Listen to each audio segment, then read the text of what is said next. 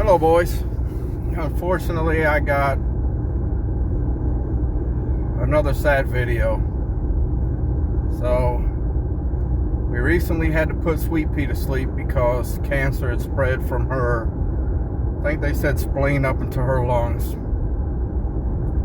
So that left us with Chester, our cat. And what could you say about Chester?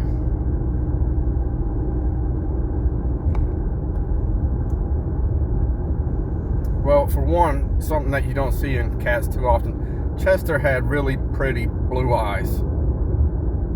And he was probably one of the most mellow cats that you would ever meet. Chester was the kind of cat that even if you didn't like cats, you'd like Chester. So, about 2 weeks after everything happened with Sweet Pea,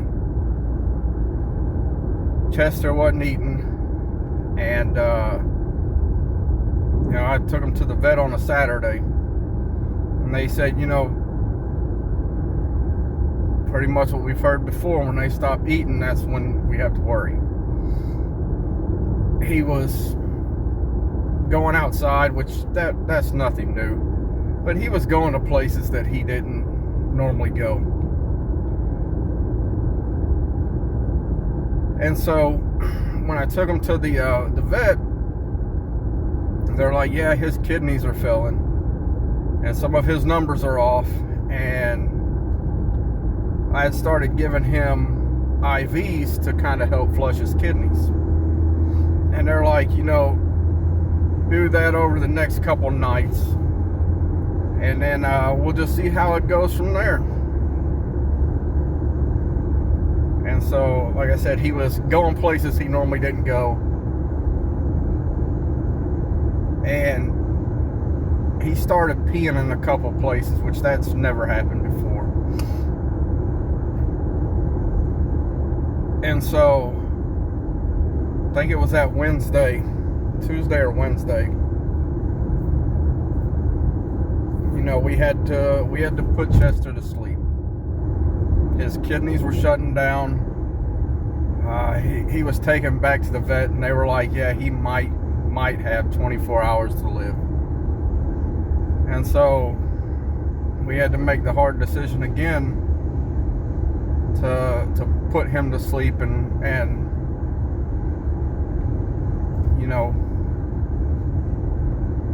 end his pain. And we had Chester for like 16 years. We got him right before we left El Paso. He started coming around the house. He was a tomcat. He wasn't spayed, or he wasn't neutered or anything like that. And when he first came up, he was so skinny. And like all on the back of his neck back here was just all scabbed up and from fighting, and like none of his claws on his front paws were there because of fighting. They grew back. But the way we had the house, we had like a little sliding door, and that was normally left open, and it had the little like screen there, but the cats could go in and out whenever they wanted. And so he just kind of showed up one day and started hanging out. And we're like, well, we need to do something, because if we don't get him fixed, he's going to spray all over the house, and that's going to be horrible and everything like that. So we took him to the vet. He wasn't microchipped or anything like that. And so there wasn't nothing for anybody looking for him or anything. So we decided that we would just keep him, and we'd get him neutered. And so we got him neutered, and we got him all of his shots and everything like that. We got him a collar and put his name on it. It took us a while to figure out a name for him, but we ended up with Chester. And yeah, after we got him neutered, he just hung around the house. He would come up, sit next to you, want to be pet and scratched and everything.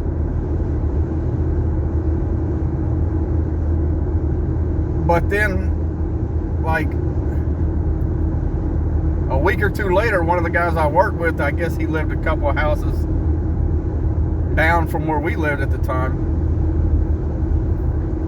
And he was like, "Oh, is that your cat?" And I was like, "Well, it just started showing up and wasn't microchipped or anything." And I think they were calling him Pork Chop or something like that.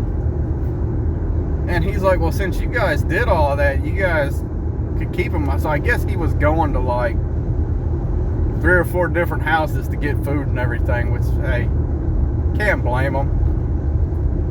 But yeah, so we got him.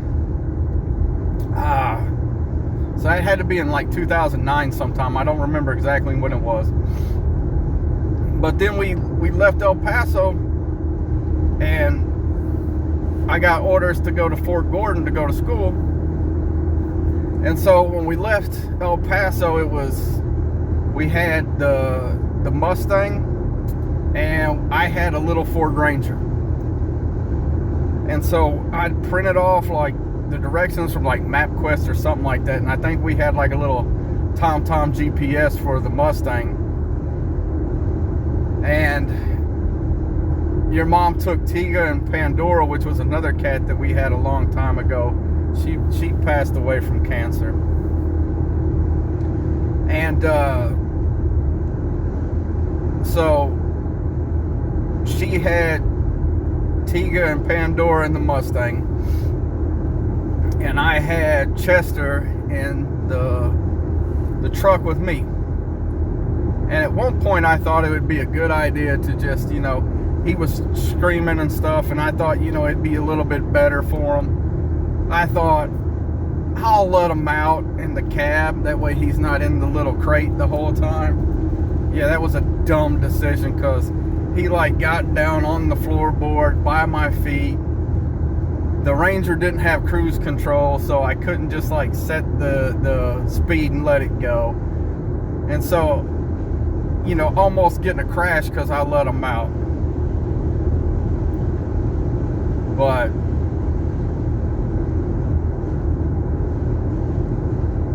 when we got to the house we're at now, he would always come up, and he would sit on the bench next to me when I would eat and everything, and we had a comb, and I would, spend a couple minutes and comb them and everything like that. But like everybody always talked about, especially him, because he was just so friendly. He would just come up, sit down next to you, and I mean, he's almost like a dog in some ways. But yeah, like I said, he was the cat that if you didn't like cats, you would like him. So I just don't know what else to say, because it's just, we had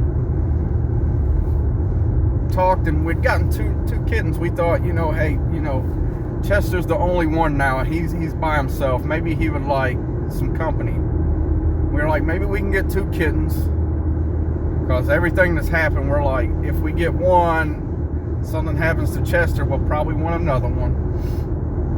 So we ran all around town, and finally went to a place, and they had some kittens, and they weren't up for adoption just yet. They hadn't been spayed and neutered. So they're like, well, we normally take them on Tuesday, and if they're done on Tuesday, they'll be up on our website on Wednesday. And so we saw one cat that we liked, and so I was checking the website that Wednesday, and it popped up, the one that we wanted, she was available. So I sent your mom a message like, hey, she's available. And that's when we started having the discussion about getting 2. And I was like, well, this is her brother. If we get her, why don't we keep them together and get him also? So that's what we did. We got Lena and we got Timmy. And Chester had never done this. He was hissing at him and everything, and I don't know if he would have stuck around a little bit longer, if we wouldn't have gotten him, or if he decided that it was time now. You know, you never know about those things. But yeah, like a week later, that's when all the stuff started happening. He didn't want his treat at night. He was barely eating. We were so hoping that he would eat, because, you know, we love Chester and we didn't want to see him go. And just with, you know, it was about the last 6-8 months, we had to put Molly to sleep, and then we had to put Sweet Pea to sleep, and, you know, all we had left was Chester, and we, you know, didn't want to necessarily let him go, but we had to. So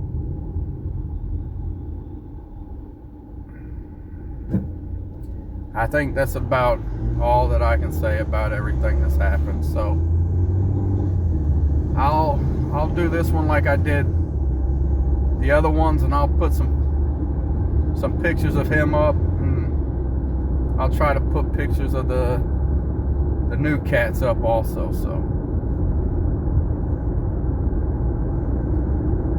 yeah, I'm just a